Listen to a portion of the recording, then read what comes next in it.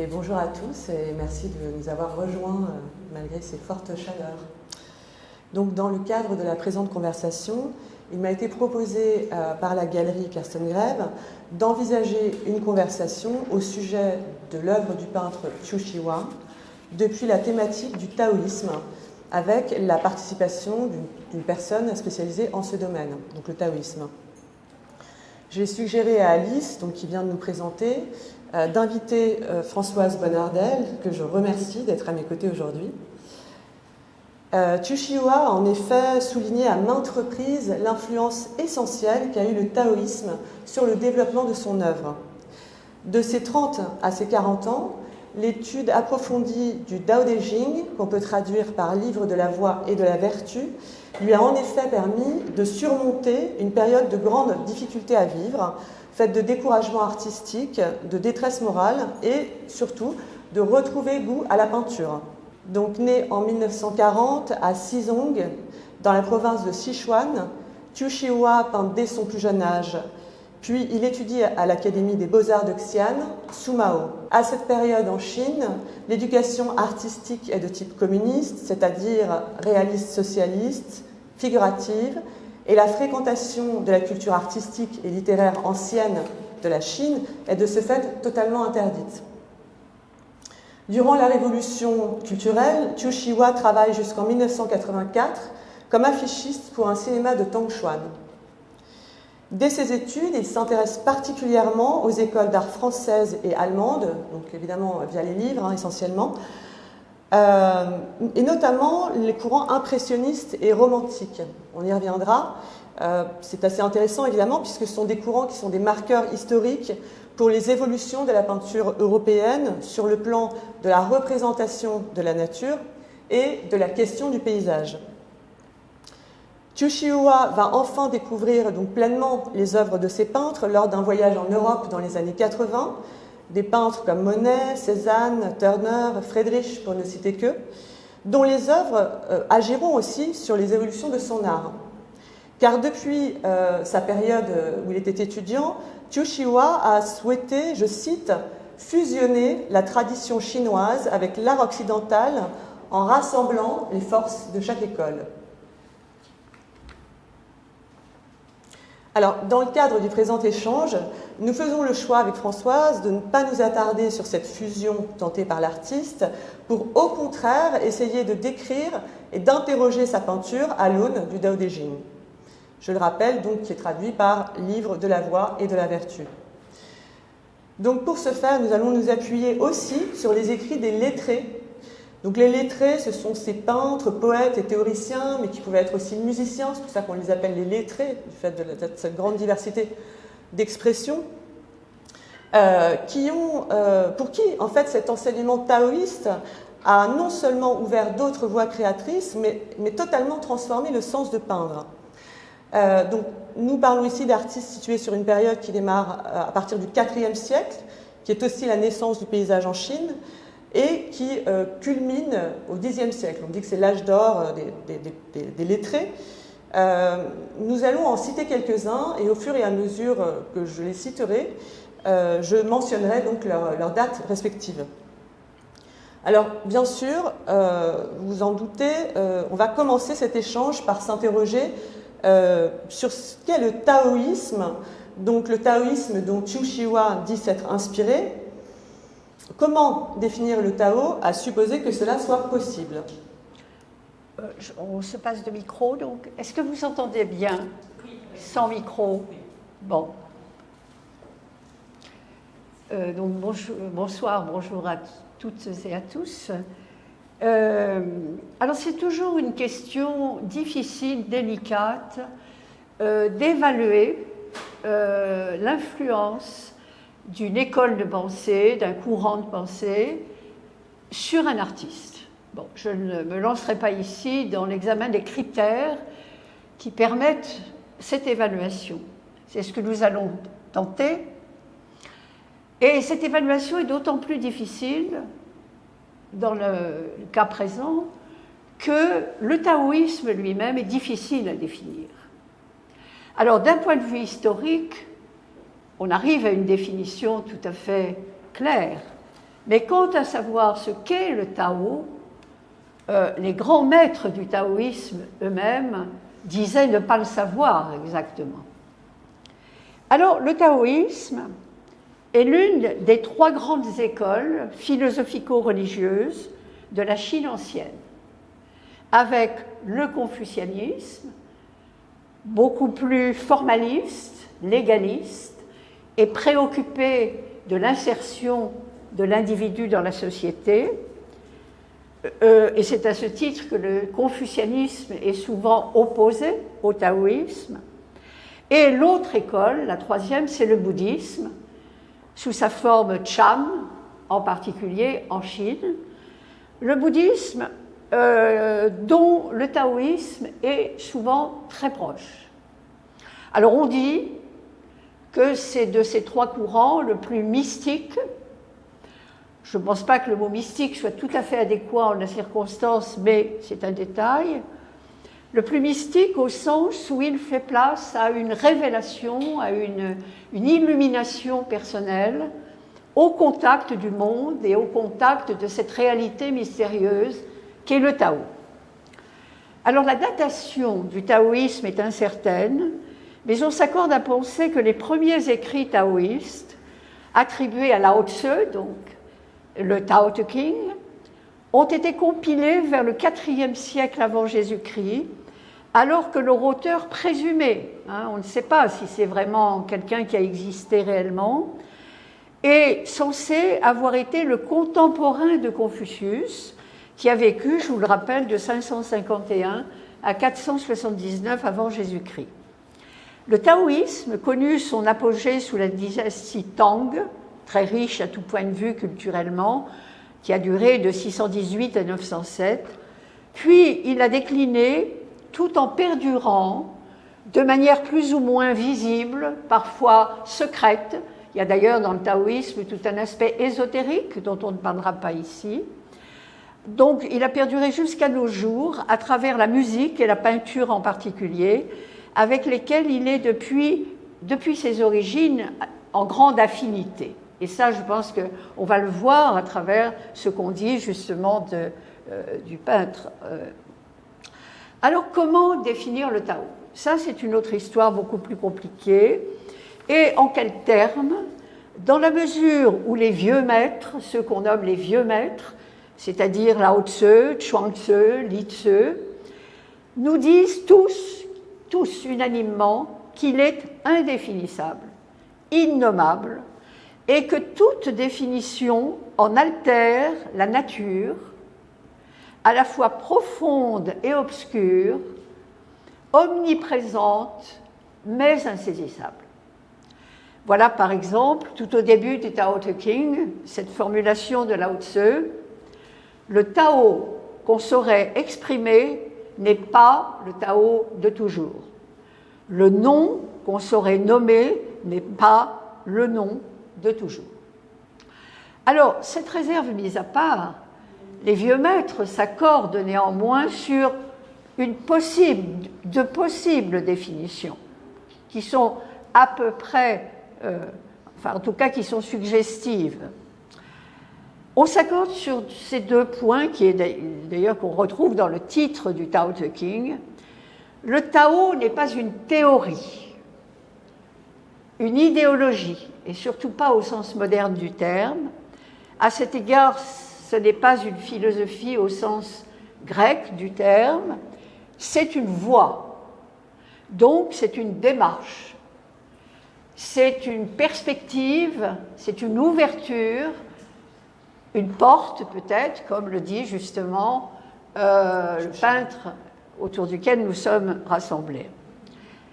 Et c'est une vertu, il a une vertu, non pas au sens moral du terme, mais au sens latin, ancien, la virtus, la virtu machiavélienne par exemple, c'est une efficience spontanée et non pas voulue.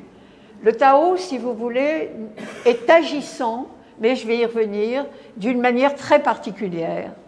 Et dans le Chuang Tse, on trouve cette formule « accomplir sans savoir pourquoi voilà le Tao. Mais entendons bien, sans savoir pourquoi, ça ne veut pas dire qu'on fait n'importe quoi. Bon. Et c'est là aussi une nuance difficile parfois à saisir. Jean Grenier, dans l'esprit du Tao, un des premiers livres d'ailleurs écrits par un philosophe sur le Tao, dit le Tao, c'est une force cosmique, visible, spirituelle tout à la fois.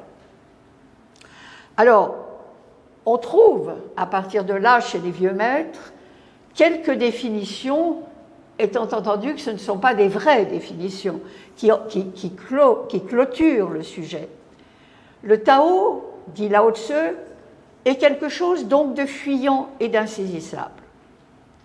Le même Lao Tzu dit le Tao est le réservoir de tous les êtres.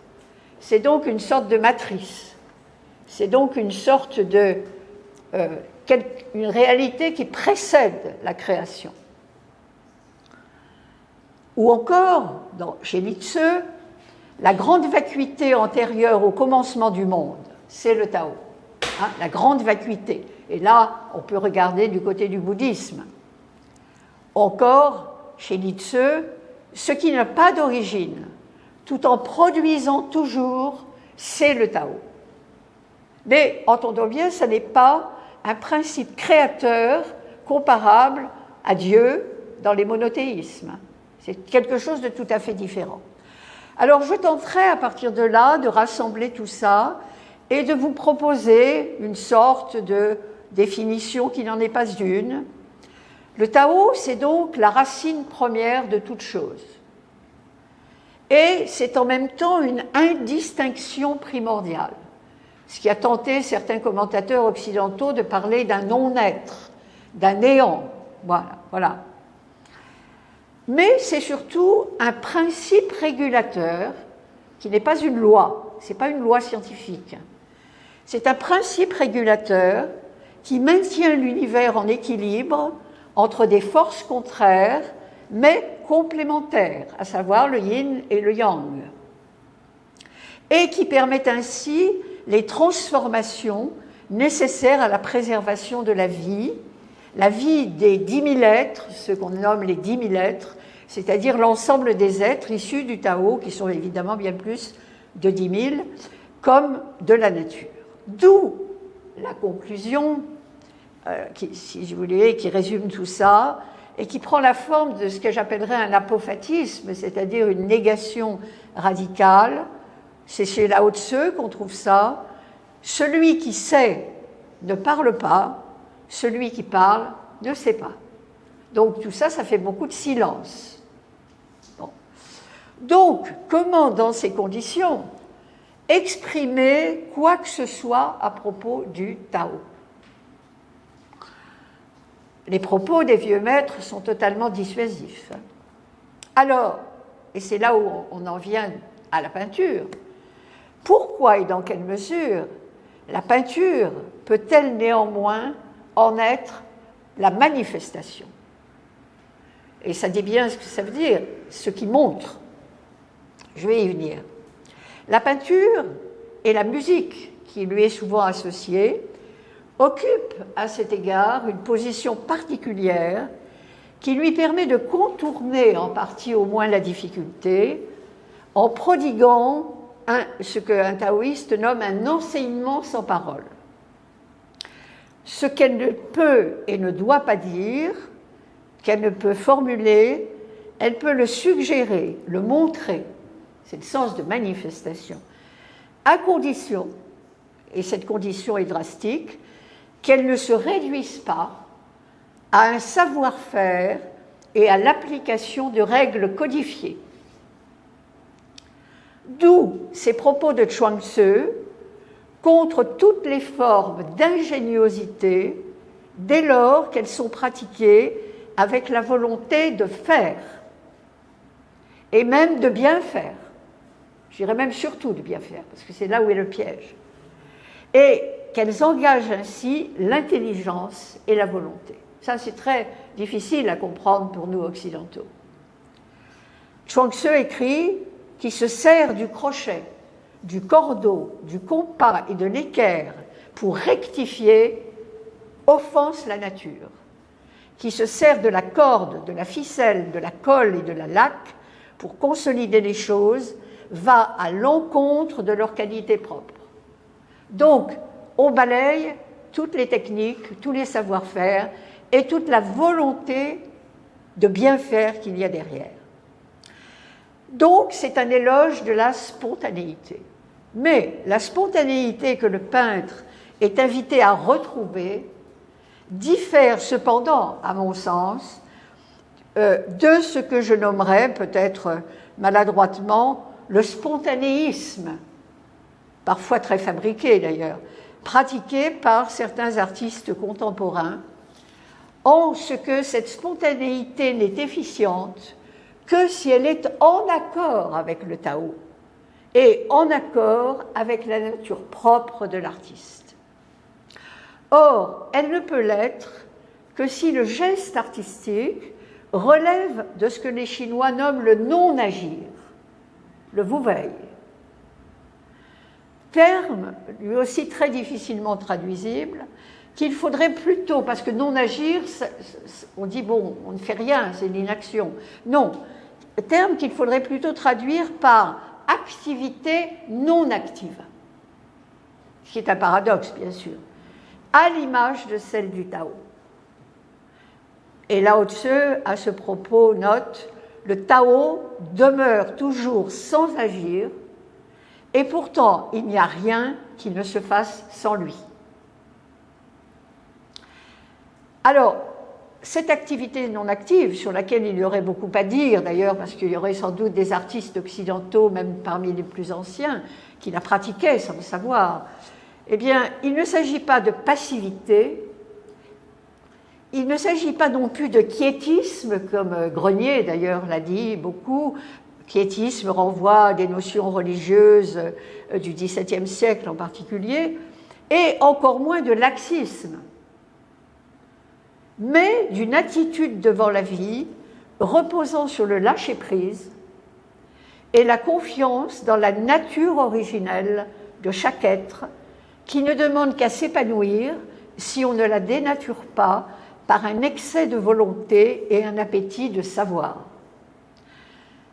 Et il y a une formule qui revient et qui est d'ailleurs commune aux taoïstes et aux bouddhistes sous la forme Chan et aussi sous la forme du bouddhisme tantrique tibétain, du Dzogchen en particulier, ne t'épuise pas à vouloir corriger le ciel.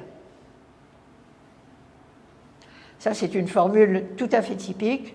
Pourquoi ? Parce que ce qui est sous-jacent à cette activité non active, c'est le dessaisissement de l'ego, c'est-à-dire cesser de vouloir en tant que je veux, je ferai, etc., etc. Attitude, évidemment, comme on le reverra par la suite, très difficile à saisir et plus encore à pratiquer pour les Occidentaux.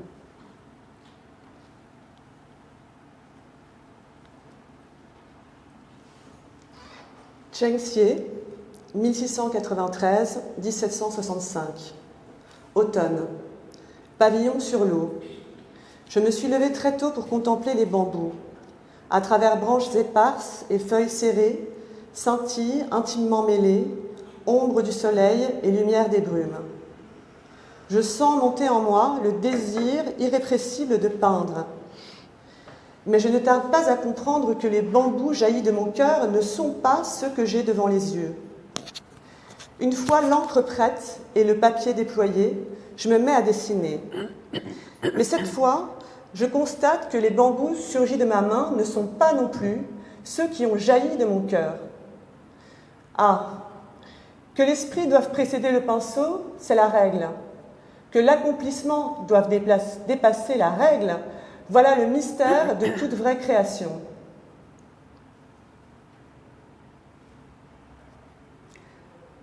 Alors, en lien avec cette définition du taoïsme donnée par Françoise Bonnardel, ou plutôt l'impossibilité d'en donner une, j'exposerai ici en quoi il me semble que l'on peut retrouver ce caractère insaisissable, inexprimable, spontané et non pas voulu dans la peinture des lettrés chinois et aussi celle de Qiu Shihuan.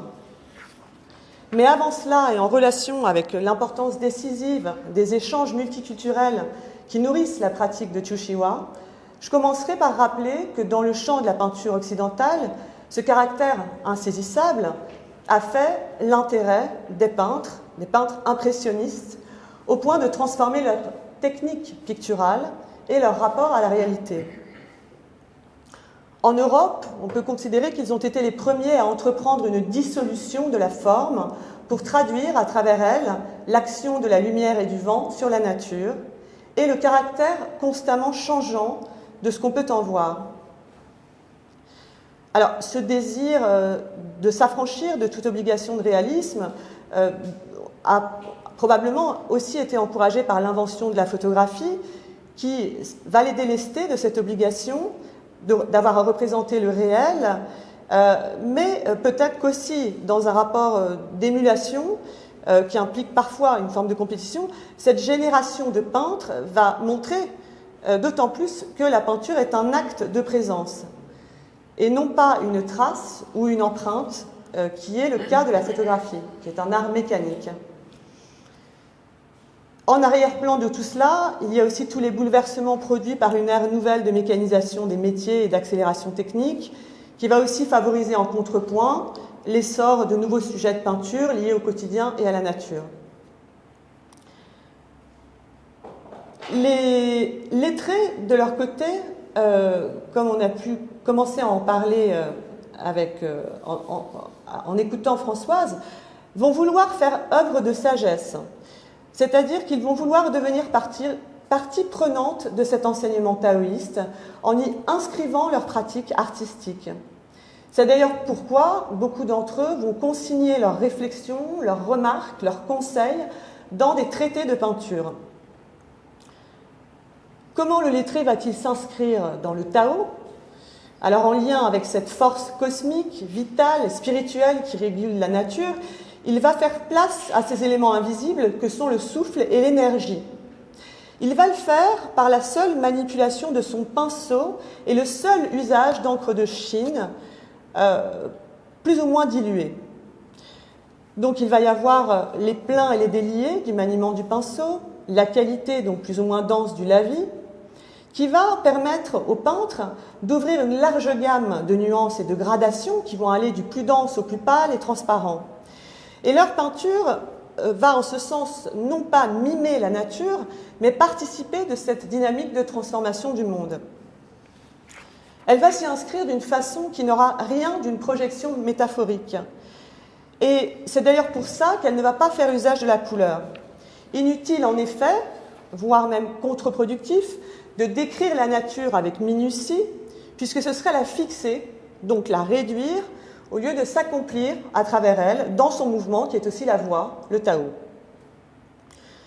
De ce point de vue, on peut comprendre aussi comment l'absence de hiérarchisation entre le fond et la forme va aussi contribuer à ce mouvement d'expansion, en traitant tout sur un même plan d'attention, par la technique unitaire du lavis qui relie tout dans un flux de même nature.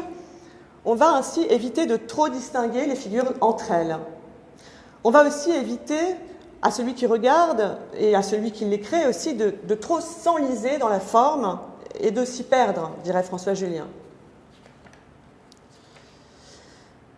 La montagne, le rocher, la cascade, l'arbre, la vallée vont participer d'un tout, vont être liés par des vides qui vont dynamiser leur réciprocité de mouvement. Elles vont procéder d'une même réalité concrète, celle du souffle-énergie, que les Chinois appellent Qi. Ce que dépeint le lavis, mais aussi la peinture de Chūshīwa, on va le voir, c'est que seules des différences de degré, de densité et de concrétion vont distinguer tous ces éléments de nature. Par exemple, la montagne va être plus solide que l'eau. Ce sera la distinction. Cette atténuation des spécificités va aussi encourager les analogies formelles, donc entre forme et texture sur le plan visuel, entre les différents éléments du paysage, et va ouvrir sur un matérialisme subtil. Le dessin, quant à lui, va suivre les tracés naturels. Les traités de peinture parlent de rides, qui valent donc tout autant pour animer la surface de l'eau agitée que pour animer la surface irrégulière d'un rocher ou d'un tronc d'arbre. Cette uniformité de couleurs qui incite à ne pas trop s'attarder sur les détails pour faire place à un mouvement d'ensemble, à une énergie à ressentir, caractérise, me semble-t-il, aussi l'œuvre de Chihuahua, aux tonalités sourdes et peu contrastées. Nous nous trouvons face à une étendue qu'anime une énergie, mais que tiennent également des rapports très dynamiques et marqués entre le haut et le bas, pour exercer parfois, c'est ainsi que je le ressens, une sorte de mouvement concentrique vers le centre. Je pense là surtout aux œuvres, aux grands tableaux qui se situent en fait tout en haut de la galerie. Tandis que sur les côtés, vous allez voir, pour ceux qui n'ont pas encore vu le travail de Chihuahua, les peintures semblent en expansion infinie. On va noter les mouvements rayonnants, comme ça, du centre vers la périphérie, tandis qu'en revanche, dans la série de tableaux exposés au rez-de-chaussée sur ma gauche, on va sentir un mouvement plus vertical, du haut vers le bas, mais aussi en lien avec une série de tableaux dont vous allez voir qu'ils rappellent structurellement le très célèbre tableau Impression Soleil Levant de Monet, qui donnera son nom au mouvement impressionniste. Et en l'occurrence, l'esprit m'y semble plus occidental, parce que l'horizontalité chinoise fait appel à une approche panthéiste de la nature où les foyers d'énergie sont multiples. Ce qui, dans ce cas-là, le foyer d'énergie est unique, c'est le soleil que l'on voit très bien représenté. Donc on entre moins finalement dans l'œuvre de Chihuahua depuis la forme que depuis le mouvement qui la traverse. Dans une seconde partie consacrée au paysage, j'ai montré en quoi le paysage a été considéré par les lettrés comme une voie d'accès au Tao. C'est ce qu'on trouve en fait dans leurs traités. En m'intéressant notamment à la question du fond du tableau, qui ne va plus être seulement un support matériel, en lien avec ce que Françoise Bonnardel évoquera ensuite à travers la notion de nébulosité chez Zhu Chihuahua. Alors que la peinture de paysage existe depuis le IVe siècle en Chine, en Europe, il faut attendre le XVIIe siècle pour que le paysage cesse de servir de toile de fond à la représentation de scènes religieuses, mythologiques, politiques. Et donc, pour les peintres que la question du paysage n'intéresse pas, eh bien, généralement, ils s'empressent de la recouvrir en la structurant par grandes zones brossées. Dans la peinture de Chihuahua, le fond, au contraire, est très présent. Il est souvent très dégagé, mis à nu dans la matérialité de son support. Il agit comme une force sur l'organisation du tableau. Donc là encore, je pense beaucoup aux toiles exposées au dernier étage. Parfois, Chihuahua va aller jusqu'à gratter et griffer la toile pour en accentuer la matérialité, la rudesse. Et par contraste, les glacis dont il va faire usage, qui sont toujours extrêmement dilués, vont former comme un espace inframince qui va faire transparaître des formes a priori naturelles, des arbres, des étendues non construites, non habitées, et produire comme ça une impression de lointain. Et cette zone miroitante, froide, aqueuse, qui peut rappeler celle de la vie traditionnelle, va être contrebalancée par des éclats de peinture blanche qui vont tout à coup nous reconduire à la surface dans un moment de peinture beaucoup plus spontané, par contraste donc avec ce travail très minutieux et répété de glacier. Donc on retrouve ce balancement du sec et de l'humide, du solaire et du lunaire, du proche et du lointain, du geste lent et spontané, qui caractérise aussi finalement la peinture des anciens. Et par tous ces jeux de contraste, Chihuahua obtient de façon extrêmement fulgurante une soudaine impression de profondeur, voire d'immensité. Alors avant de passer la parole à Françoise, je trouvais intéressant que le houppier des arbres, qui est un motif très récurrent dans la peinture de Chihuahua, puisse parfois se confondre avec des nuages. Et sur un plan d'ailleurs physique, il est vrai que les particules et les petites poussières qui s'échappent de l'arbre vont être le point de départ d'une agglomération de molécules d'eau et de la formation de nuages.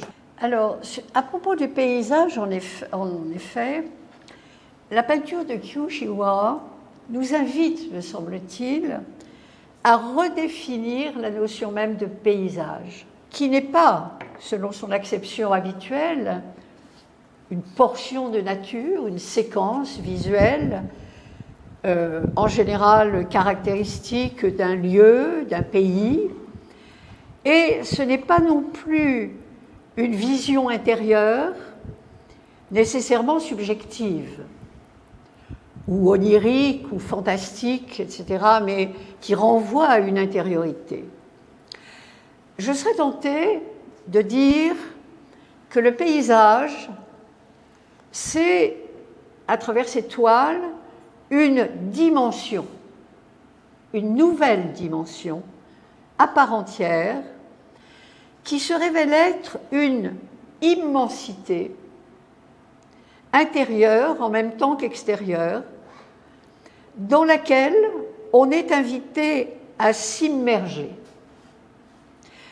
Et je renverrai prudemment, mais tout de même, à cette expérience qui a été capitale pour lui, cette découverte du désert de Gobi, où il a découvert pour la première fois qu'il était le paysage et que le paysage était lui.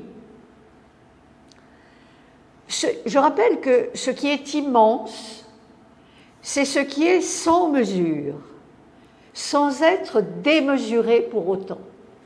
Il y a une nuance.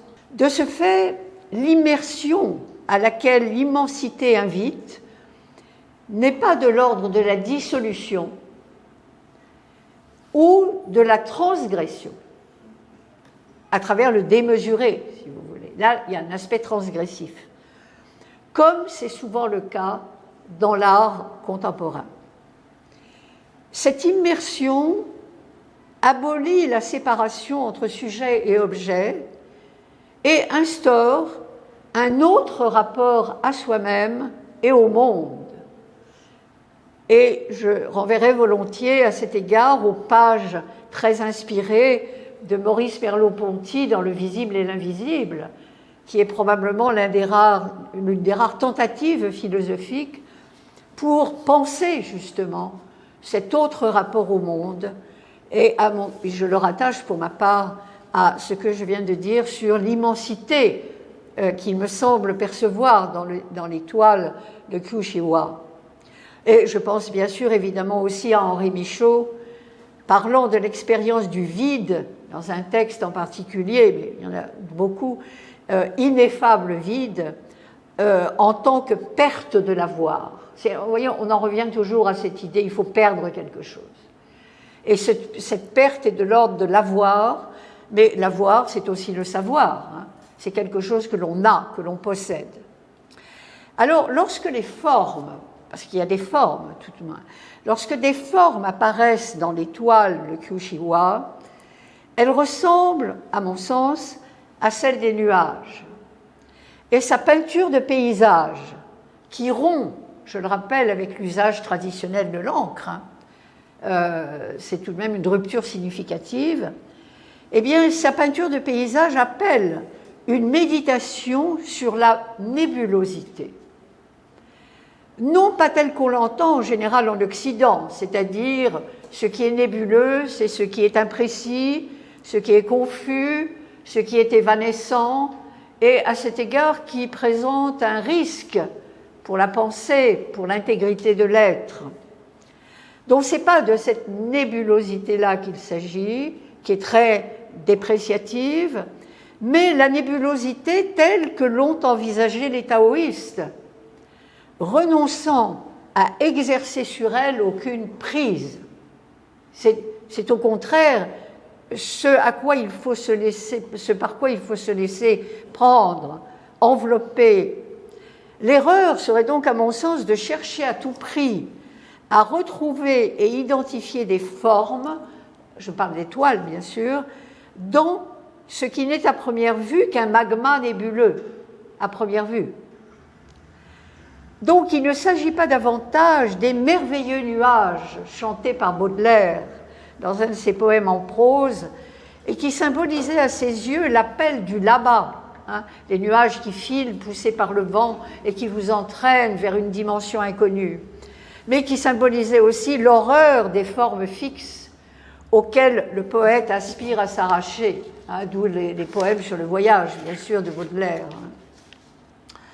Donc, il s'agit, selon le taoïsme, d'une matière, c'est une matière particulière, à la fois dense et fluide. Il s'agit d'une texture essentielle, mais légère, qui permet de relier le ciel et la terre. C'est une thématique fondamentale dans le taoïsme.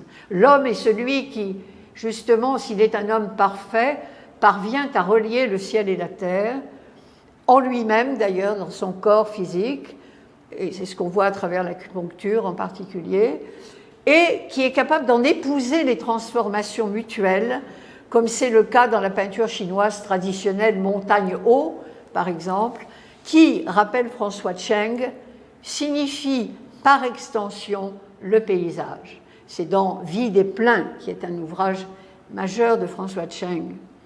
Alors de cette texture et de son rôle entre ciel et terre, on a, me semble-t-il, une vague intuition quand on traverse une mer de nuages en avion et qu'on se sent tout d'un coup entrer dans une autre dimension. J'insiste beaucoup sur non seulement cette question de dimension, mais cette autre dimension.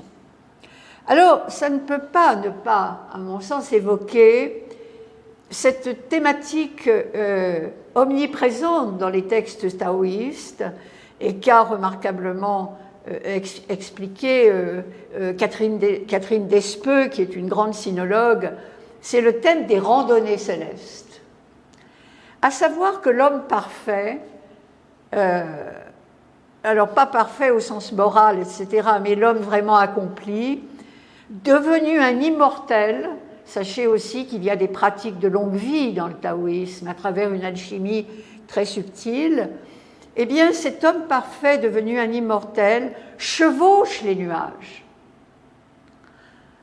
et s'ébat, hein, c'est une grande jubilation, il s'ébat en toute liberté dans l'immensité. Ça, c'est l'idéal taoïste. Chevaucher les nuages et s'ébattre en toute liberté dans l'immensité. Alors, est-ce que ce n'est pas, c'est une question que je pose, est-ce que ce n'est pas à cette liberté que nous invite l'étoile apparemment monochrome de Kyuchiwa? Cette œuvre nous incite à trouver pour ce faire un équilibre toujours mouvant entre pesanteur et légèreté, matérialité et spiritualité, qui nous fait cet équilibre, qui nous fait si cruellement défaut à nous autres occidentaux.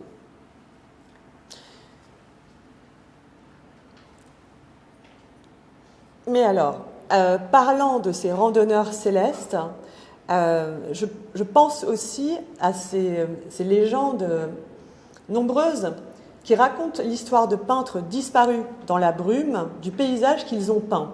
Tout à fait. C'est le thème d'une des nouvelles orientales de Marguerite Yourcenar. Alors je me demandais si l'oubli de soi par le peintre pourrait être la manifestation d'un accomplissement. C'est un terme, la notion d'accomplissement, qui revient souvent sous la forme, sous la plume des lettrés, et qui peut sembler extrêmement paradoxal au regard d'une approche taoïste qui semble très peu inquiète de l'idée de résultat, de la notion de but à atteindre, et invite même à se méfier de l'excellence. Oui. Donc comment comprendre cette notion d'accomplissement? Alors d'abord, rappelons une parole de Lao Tse.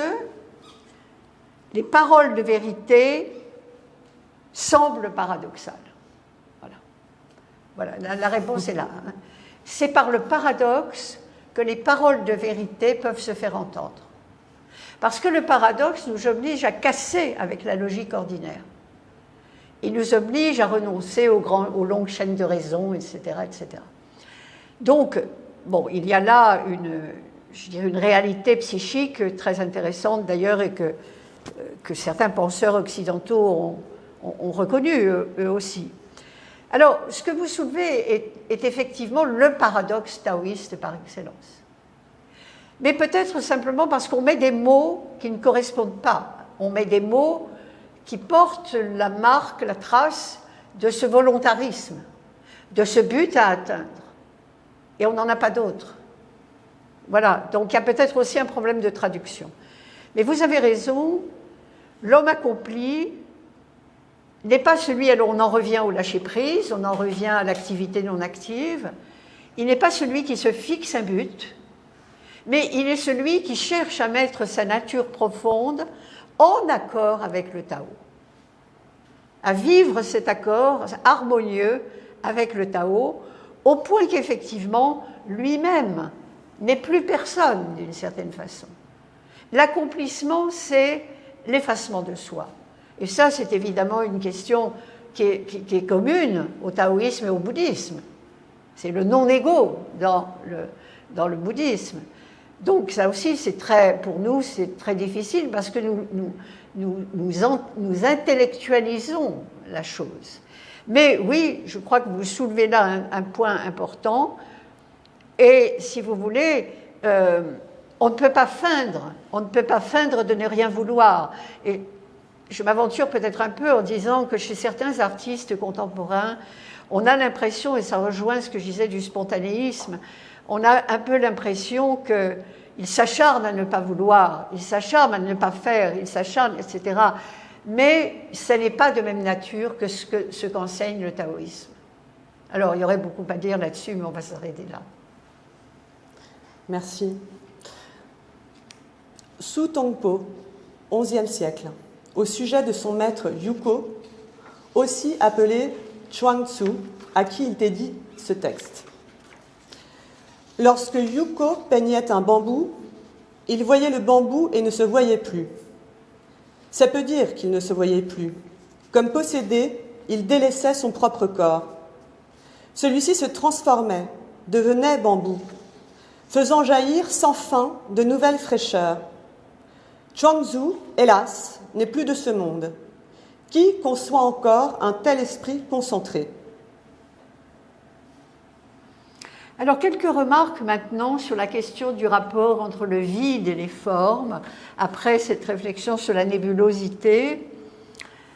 Ce que l'étoile de Qi-Shi-Huai donne à voir est en fait de l'ordre d'un jeu, je dis jeu, c'est-à-dire d'une réalité mouvante et multiforme, d'un jeu entre vide et forme, et c'est sans doute pourquoi le peintre cite ce passage du Sutra du cœur, il le cite à un moment donné dans ses textes, un sutra bouddhique fréquemment psalmodié dans les temples zen.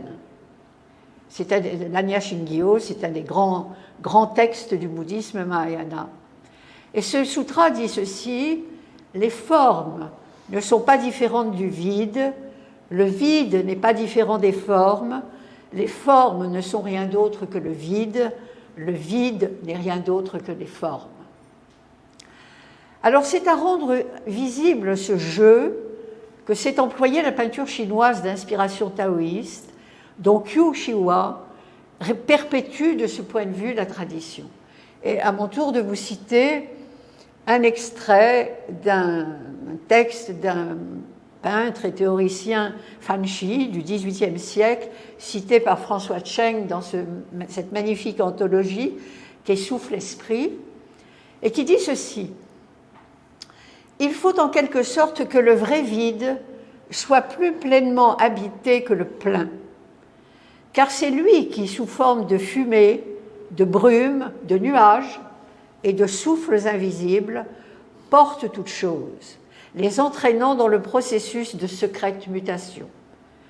Loin de diluer l'espace, il confère au tableau cette unité où toute chose respire comme dans une structure organique. Le vide n'est donc point extérieur au plein, encore moins s'oppose-t-il à celui-ci. L'art suprême consiste à introduire du vide au sein même du plein, qu'il s'agisse d'un détail ou d'une composition d'ensemble. Personnellement, c'est de cette manière que je visualise l'étoile de Qi-Shi-Huai.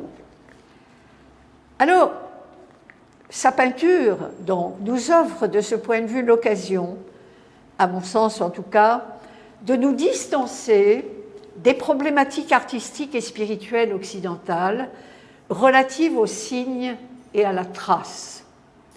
Ni le plein ni le vide, d'un point de vue taoïste ou bouddhiste d'ailleurs, ne sont ici des signes, invitant à rechercher ou définitivement oublier la trace d'un signifié enfui, d'une présence-absence ou d'une transcendance dont on a la phobie ou la nostalgie.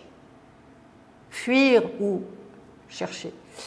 C'est aussi pourquoi la peinture chinoise, celle d'inspiration taoïste en particulier, ne me semble pas pouvoir donner matière à une sémiologie. Là, je ne suis pas d'accord avec François Cheng sur ce point, au sens occidental du terme, sinon en perdant une partie de ce qui fait sa spécificité. Taoïstes et bouddhistes partagent de ce point de vue la conviction, fondée sur l'expérience méditative. Ce n'est pas une réflexion théorique, c'est la méditation qui apprend ça. Que la vérité ultime est libre de signes. Elle n'est plus de l'ordre d'un signifiant renvoyant à un signifié. Et c'est aussi pourquoi le Tao, comme la vacuité bouddhique, Shunyata en sanskrit, sont indicibles. De même, l'homme parfait ne laisse-t-il pas de traces de son action dès lors qu'elle relève du non-agir. Ça, c'est une métaphore qui revient presque textuellement chez les taoïstes et les bouddhistes. L'homme parfait, c'est celui, l'éveillé, c'est celui dont l'action ne laisse pas plus de traces que l'oiseau dans le ciel. L'effacement, et j'y reviendrai dans la troisième et dernière partie. J'y reviendrai donc.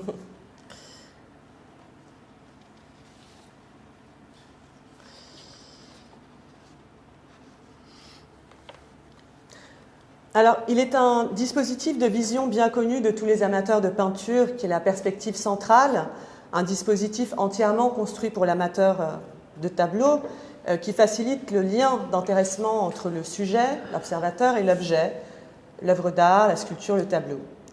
Mais cette perspective centrale est aussi le résultat de tout un projet de raison de la modernité occidentale qui a été complètement remis en question depuis, ainsi qu'ont pu l'analyser de nombreuses personnes, mais je pense notamment à un texte très intéressant à ce sujet de Vincent Normand, dont le titre est significatif,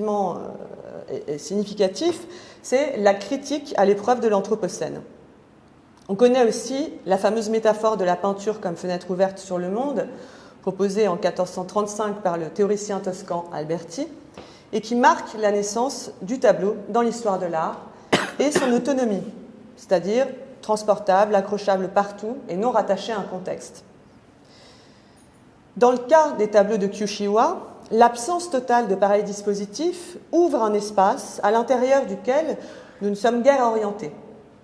Le regard y est totalement libre de circuler au point que le tableau peut s'avérer un peu vertigineux. L'expérience esthétique est elle-même vacillante, car ce qui semble faire saillie par endroits peut tout à coup s'évanouir si on se déplace un peu. On n'a pas vraiment le temps de l'illusion, de l'immersion longue. Et je reprends ici la remarque de Silke von Besfort, qui a écrit un très intéressant essai. Elle dit que, comme dans la réalité, l'expérience des œuvres de Chiwa nous fait alterner entre sentiments de passivité et d'activité, de concentration et de dispersion. Et on approche finalement peut-être cette respiration qui est également si importante pour le taoïsme. Par sa fragilité d'inscription, le caractère presque volatile des images peintes par Kyushiwa, on pourrait croire parfois presque à un mirage. Il n'y a pas seulement des images dans le monde, mais aussi un monde d'images situées au seuil du rêve et de l'éveil, du jour et de la nuit, écrit aussi Silke von Besfort. Dans le contexte d'un monde saturé d'images, nous avons tendance à oublier que les premières images sont celles que produisent notre corps. Ce que me semble d'ailleurs aussi rappeler la nature très complexe à saisir d'une peinture chinoise qui n'est ni réaliste ni abstraite, d'où cette qualification de matérialisme subtil qui peut rappeler qu'elle se relie d'abord à de grands principes physiques et dynamiques, donc ces fameux principes dont on a maintes fois parlé qui régulent la nature. Et évidemment, encore une fois, l'absence de couleur traduit cette distance avec un monde objectif, ou du moins que viendrait contrebalancer une mémoire et une vision plus intériorisée.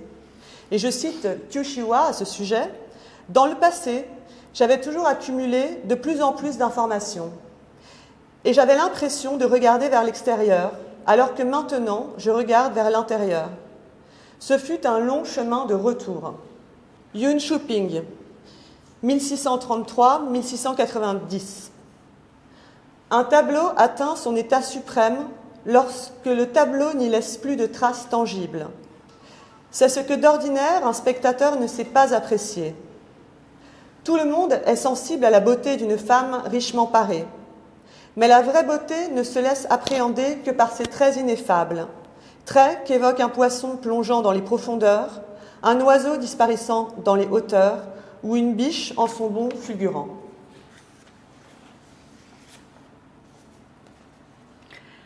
Alors pour conclure, dans une troisième partie, donc, je voudrais vous faire quelques propositions de réflexion et d'interprétation qui mériteraient évidemment d'être développées, amplifiées, approfondies.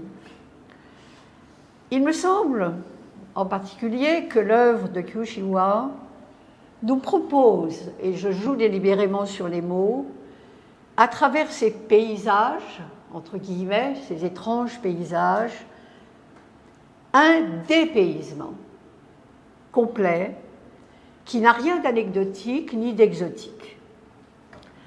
J'y vois pour ma part, dans la lignée du taoïsme et aussi du bouddhisme, une pratique de l'effacement, du recouvrement des formes, c'est d'ailleurs sa technique picturale, du recouvrement des formes par cette nébulosité, mais qui va en réalité les préserver,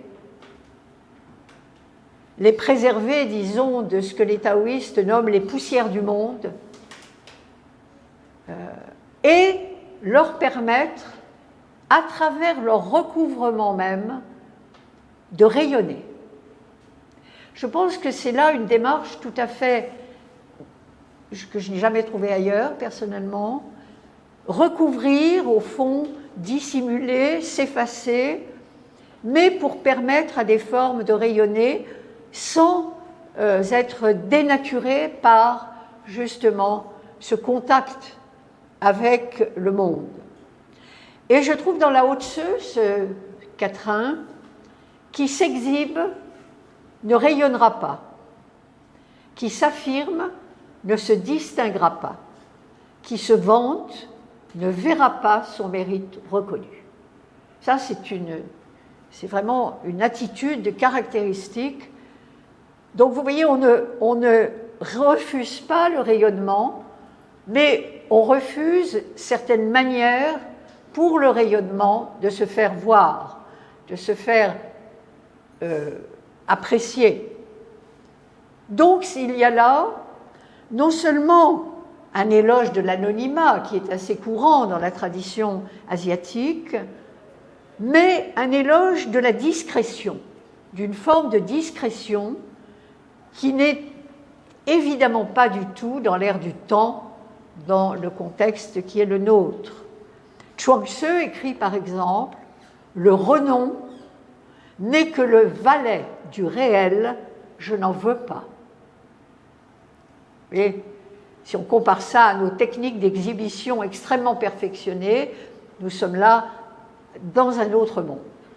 Donc, je trouve intéressant que, si vous voulez, que ce peintre nous mène, à mon sens, vers cela, et qui n'est pas de l'abstraction, qui n'est pas non plus de l'art pauvre, etc., etc.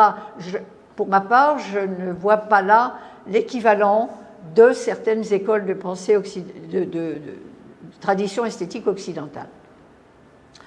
Alors d'où la question que je reprends à mon compte, posée par Jean Grenier dans les années 70. Il s'agit de savoir si nous pouvons nous assimiler une pensée aussi étrangère à la tradition dans laquelle nous avons été élevés et qui est, quelles que soient les divergences d'opinion, une tradition de la volonté mettant l'effort au pinacle. Ça rejoint cette question de l'accomplissement. C'est aussi une tradition de la raison. Le taoïsme est radicalement opposé à l'usage de la volonté et de la raison. Non pas parce que c'est un irrationalisme irresponsable, etc., ou un quiétisme, mais parce qu'il use d'autres moyens pour être efficace et pour se faire entendre. Ce qui nous conduit, me semble-t-il, à une interrogation sur la nature de l'engagement artistique au regard du taoïsme. Qu'est-ce que ça veut dire ? Je trouve par exemple chez un artiste peintre chinois du IXe siècle, Chang Yen-Yuan, ce propos: la peinture parfait l'action civilisatrice des sages et concourt à l'établissement de relations justes entre les hommes. Donc, dans plusieurs textes, on dit d'ailleurs que la peinture est un art sacré, que la peinture ne se limite pas à reproduire la création de façon mimétique, ce que des peintres occidentaux ont dit aussi d'ailleurs, mais qu'elle participe au geste créateur lui-même. Bon. Donc, juste, certes, des relations justes, mais justes de quel point de vue, sinon celui du Tao? Il ne s'agit pas simplement d'une justice aux yeux des hommes et qui change en fonction des époques. Et Lao Tzu écrit pour sa part: qui cherche à façonner le monde, je vois, n'y réussira pas. Le monde, vase sacré, ne peut être façonné. Qui le façonne le détruira, qui le retient le perdra. Ce qui nous ramène sans doute à la grande coupure qui s'est faite dans la vie de Qiu Shihuai lorsque justement il s'est détourné de la peinture officielle, du réalisme socialiste et de cette vision maoïste qui, elle, est hyper volontariste, qui cherche à réformer le monde et qui est en rupture totale avec le taoïsme, justement. Donc, si vous voulez, c'était cela la vision de Mao, dont s'est détourné Qiu Shihuai, et plus généralement, c'est la vision de tous les révolutionnaires et réformistes. Ce qui veut dire que si, effectivement, au regard des taoïstes, la peinture est un art sacré, si le peintre, à sa manière, le peintre inspiré par le Tao, à sa manière, réforme le monde, eh bien, il ne le réforme pas avec les moyens qui sont ceux des grands réformateurs politiques et religieux, mais autrement. Voilà. Alors, quelle place pouvons-nous faire aujourd'hui à cette autre manière de réformer le monde, entre guillemets, c'est-à-dire, là aussi je jouerai délibérément sur les mots, à cet engagement qui repose sur un dégagement. Je crois que c'est vraiment une question actuelle extrêmement importante et paradoxale, mais dont cette peinture, me semble-t-il, est l'illustration. Alors, je dirais pour conclure que cette œuvre témoigne, me semble-t-il, de l'existence de ce que François Cheng nomme, dans plusieurs de ses ouvrages, la cinquième dimension. On pense un peu au cinquième élément, la cinquième ou la quintessence, et qu'il définit ainsi, et qui me semble justement ouvrir un espace de méditation qui nous renvoie aux toiles de Qiu Shihuai. Cette cinquième dimension, c'est, dit François Cheng, un espace médiumnique où prime l'action unificatrice du souffle-esprit, où le vide même, loin d'être synonyme de flou ou d'arbitraire, est le lieu interne où s'établit le réseau de transformation du monde créé. Fin de citation. Et c'est à cet égard que cet espace peut être, à sa manière, transformateur.